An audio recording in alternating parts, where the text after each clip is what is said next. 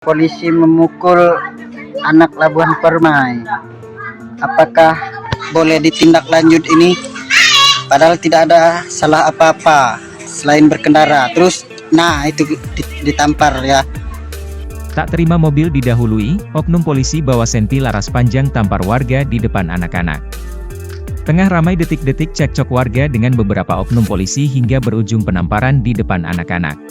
Hal itu diketahui dalam unggahan Instagram @interaktif pada Jumat, 16 Agustus 2024. Bawa laras panjang, anggota polisi di Mesuji tampar warga di depan anak-anak, diduga tak terima saat mobilnya didahului korban, tulis keterangan pada unggahan.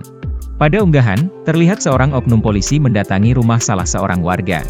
Kemudian seorang pria pun keluar dari rumah dan sempat terlibat dialog dengan polisi rompi merah tersebut.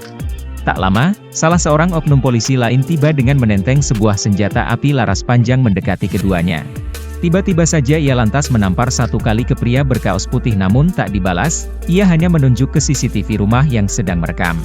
Kejadian tadi siang, polisi memukul anak Pelabuhan Permai, apakah boleh ditindaklanjut ini? Padahal tidak ada salah apa-apa, tapi setelah dia tampar dia takut, karena direkam CCTV, ungkap pria perekam video. Usai terlibat cekcok dengan warga di video, kedua oknum polisi tersebut lantas pergi dari lokasi. Belum diketahui motif penamparan, namun disinyalir insiden itu terjadi karena oknum polisi tak terima usai mobilnya didahului warga saat berada di jalan. Disebutkan insiden ini terjadi di Desa Labuhan Permai Mesuji, Lampung, pada Kamis, 15 Agustus 2024. Hingga berita ini dimuat, Tribun Sumsel masih berupaya mengetahui update dari kejadian yang kini viral. Video yang berdurasi 33 detik ini pun kini ramai ditanggapi oleh warganet. Polisi memukul anak Labuhan Permai.